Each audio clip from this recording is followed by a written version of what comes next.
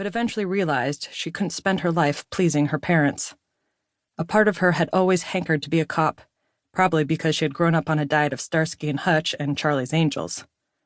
While her oldest sister Jess made out with boys, and middle sister Wendy played with her dolls, Rebecca, much to her mother's chagrin, had hung out with the Brady twins playing cops and robbers. Back then, when she had told her parents that when she grew up, she was going to put away bad guys, they had laughed her ideas off, putting them down to a childish whim. How disappointed they had been, then, to discover that all these years later she still had her heart set on a career in law enforcement, and shock followed that disappointment when, after graduating from the academy, she had applied to join Juniper Police Department. It hadn't even been a decision for Rebecca, who knew that if she stayed in her hometown, the job would amount to little more than writing out parking tickets and breaking up the odd barroom brawl. Juniper, meanwhile, was a big enough city to offer the excitement that she craved, while still close enough to home that she could visit regularly. Her mother had predictably begged her to reconsider, over-exaggerating the situation to the extent that anyone would think her youngest daughter was heading off to war, but Rebecca's mind was already made up. Now she was here in Juniper, though, niggling doubts were starting to creep in. Maybe she was expecting more than the city had to offer. But then again, maybe she wasn't being given a fair chance to prove her worth. Although she had only been here a little over 3 weeks, she already had the distinct impression her new colleagues didn't think she was up to the job. She suspected that it had a lot to do with the fact that she came from a small town, and, it seemed, they thought working in the city was going to be too much for her. And that was no doubt why she had been partnered with Victor Boaz. A couple of months of putting up with his lazy, sexist attitude would be enough for her.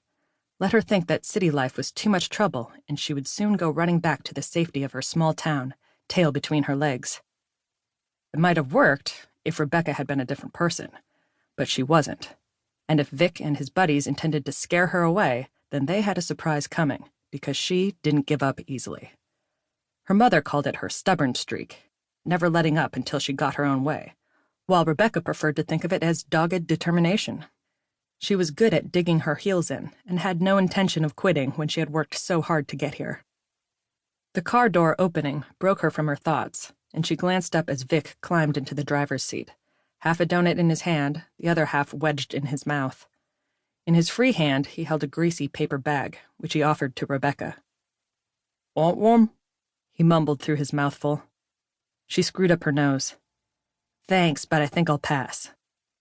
Taking the bag from him, she added it to the growing collection already in the glove box, making a mental note to clear it out when they next stopped, and thinking that if Vic kept eating donuts at this rate, he would end up looking like one. Not a pleasant thought. That wasn't to say he was ugly, or even overweight. Even features, close-cropped dark hair and gray-blue eyes, tall, and with a bulk that, at the moment, was mostly still muscle, thanks to the few hours a week he did bother to put in at the gym. But he would be piling on the pounds soon if he wasn't careful.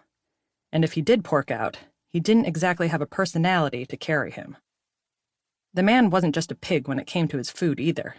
He was lazy, had little respect for women, and it had quickly become apparent to Rebecca that he would rather spend his day with his feet propped up in front of the TV with a 6-pack of beer at hand than behind the wheel of a patrol car.